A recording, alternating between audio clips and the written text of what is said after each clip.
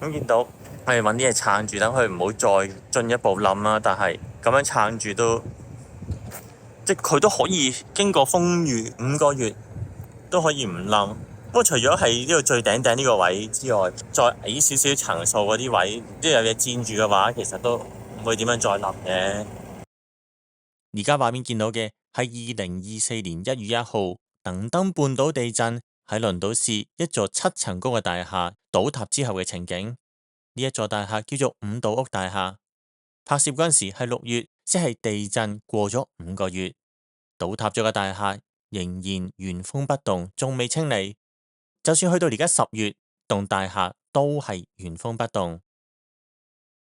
有關地震之後嘅輪島，之前分開3集講過。第一集係由今集去輪島途中嘅情景，第2集就講咗去到輪島之後落車唔係好耐見到嘅情況，第3集就睇咗歷史悠久嘅輪島朝市俾火燒完成為焦土嘅景象，而今集就去睇睇離朝市大概步行1-2分鐘嘅地方，近距離咁樣睇一睇呢一座五島屋大廈。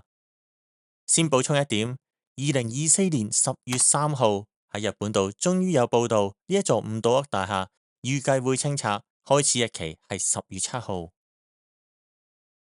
由車站嗰邊行過嚟，前面呢度左前方就係五島屋總公司大廈，冧咗喺度，喐都唔喐。好多時電視影就唔係影呢個角度嘅，咁如果係打橫瞓喺度嘅話，喺呢個角度你唔突出瞓喺度有幾震撼。向前啲行，咁就知道係一件咩事嘅。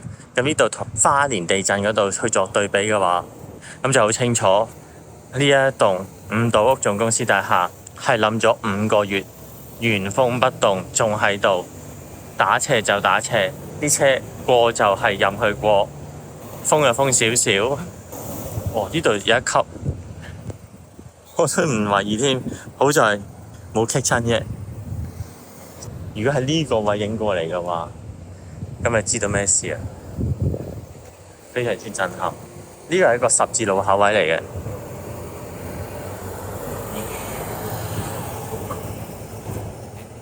到嗰度係1樓啊，1、2、3、4、5、6、7層，瞓咗喺度。呢度啲人行過都唔理，可能佢哋日常都見慣見熟啦，都唔使點樣去望。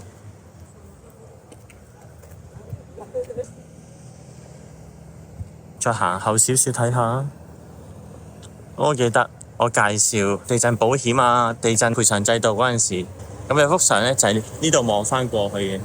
咁有公，然後後尾呢度都係冧得好勁噶啦。哦，嗰個位係再後啲嘅，呢度係個交通燈位。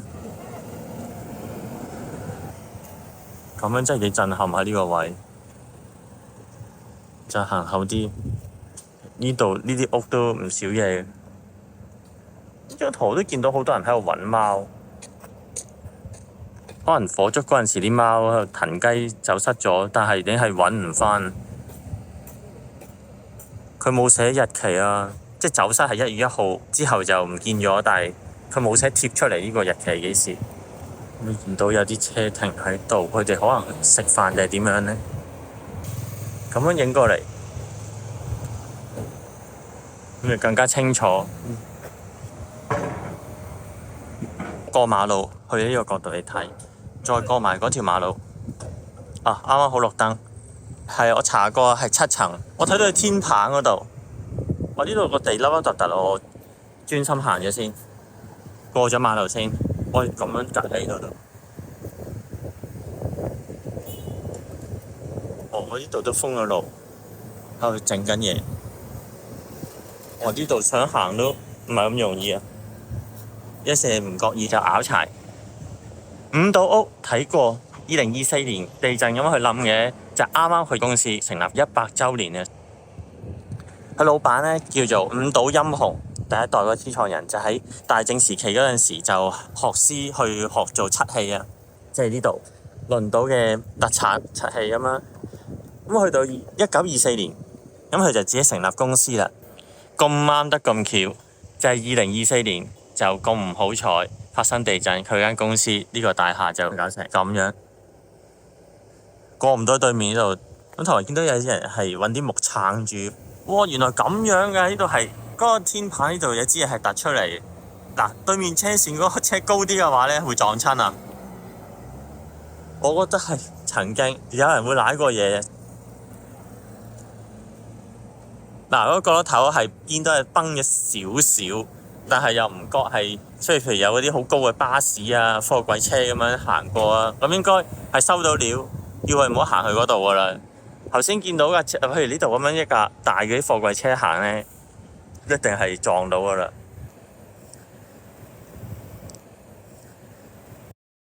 睇返五島屋大廈 Google Map 嘅 Street View，睇到五島屋大廈隔離有一棟比較矮嘅建築物，總共有3層，係間居酒屋。好明顯，因為五島屋大廈倒塌，呢一座建築物就被壓扁。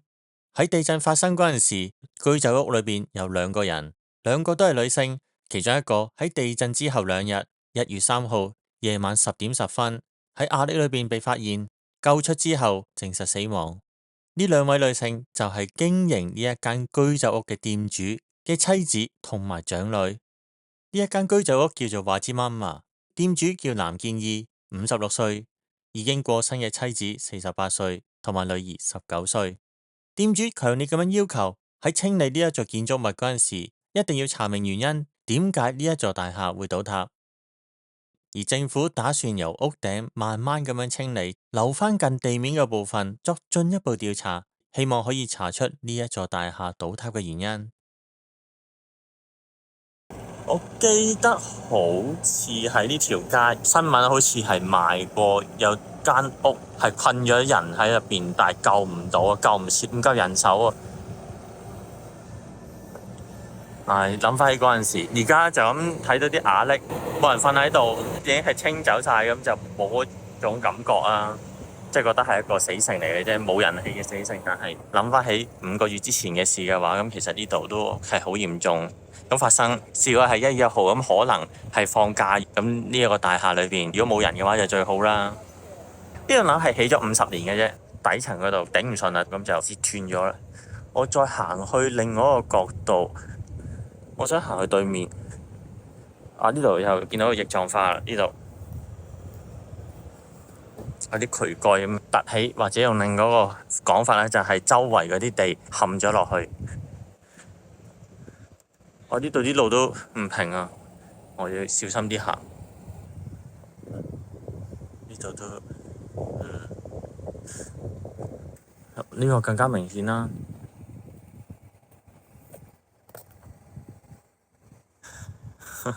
呢度究竟想點啊？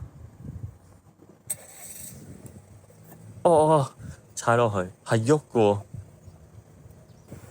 啲漆器啊爛咗啊，掉咗喺度碎片。呢個我都分分鐘會冧落嚟，我行遠啲。裏邊嗰啲嘢仲喺度，不過想攞都冇用。最上嗰層咁靚嘅，咁大玻璃窗。喺玻璃咁穩固，冧嗰一刻應該有人影到啊嘛！有譬如咁多車 cam 嘅話，可能有人影到佢冧嗰一刻。咦？呢邊可以行到好近，不過未行到去嗰度之際，你已經見到呢度其實都冧得好犀利。呢邊係逃離咗火災嘅威脅，但係地震嘅魔掌佢哋就逃唔出啦。呢度可以行到好近，好震撼啊！喺眼前嘅話，呢度我距離2米左右啦，咁我都唔好行到咁近。呢度啲玻璃係有爛嘅，上面嗰個冇爛。咁樣，我企後啲。如果正常嘅話呢，棟嘢係咁樣嘅，咁樣用呢個角度影，由個天花頂樓影返落嚟，係咁樣嘅。大現實，我哋呢度幾多度啊？70度應該有，冧咗落嚟。另外嗰邊都唔知去唔去到。咁樣五島嗰個底部未見過人哋影出嚟，我而家就可以喺呢個角度影到個大廈嗰個底咁樣反過嚟。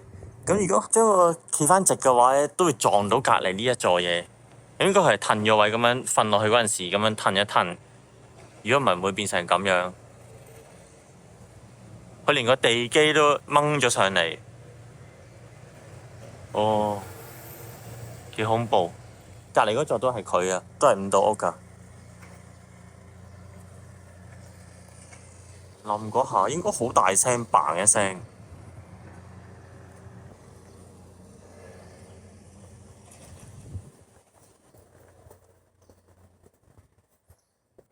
行翻出嚟，咁呢度啲屋都，呢度個震嗰個位，可能個地基呢度係比較弱啲，所以周圍都冧到咁樣。哇！條電線又係咁樣撐到落嚟，都幾驚。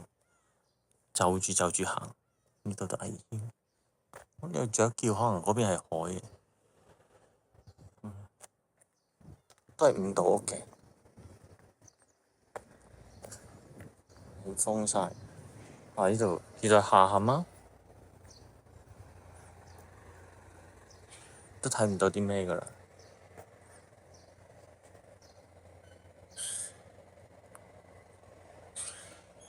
哇！喺隔離呢棟嘢嗰啲人，可能係睇住嗰棟樓冧，咁側邊度都冧。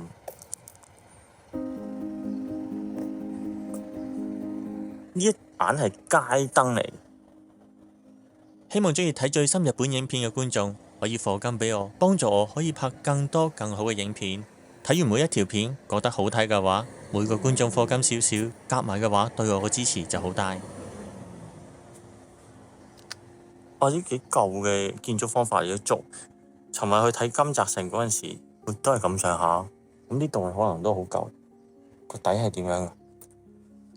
咁樣撐起咗，榻榻米嚟。呢度就可以睇到瞓低咗嗰度5棟屋。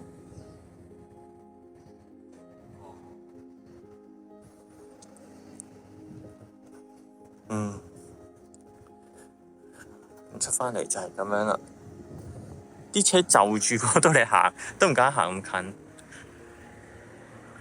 呢間屋民家嚟嘅，咁會貼咗危險啦，都唔喺度住，揾地方避難。咁我差唔多都影到呢度，我睇呢個災區嘅情況。而家都點半，咁就1個半鐘，咁就尾班巴士翻返去金澤。咁我由金澤再搭翻新幹線翻京都，今晚要用6個鐘頭。咁我嚟又揀咗另外一條線，咁由開頭睇嘅觀眾就會知道我點樣嚟呢度啦。咁都唔方便噶。呢度輪島 M 記周圍冇便利店，行好遠先至有。咁大概你可以估到呢個地方係點樣個城市。local 人生活係冇問題嘅，但係呢啲咁嘅國際式連鎖店嘅話呢，或者全國嘅連鎖店呢，就唔係咁多啦。喺個巴士站嗰度附近呢，就冇啦，或者係個超市附近都冇啦。我可能再揾啲時間去佢個超級市場，呢度係超級市場 local 人，咁我睇下有啲咩買。如果趕唔切嘅話呢，咁我都再去翻巴士站嗰度再講下啦。嗰個售票小姐就話唔使咁早買飛嘅，如果去到冇飛俾我翻去嘅話呢，鬧爆佢。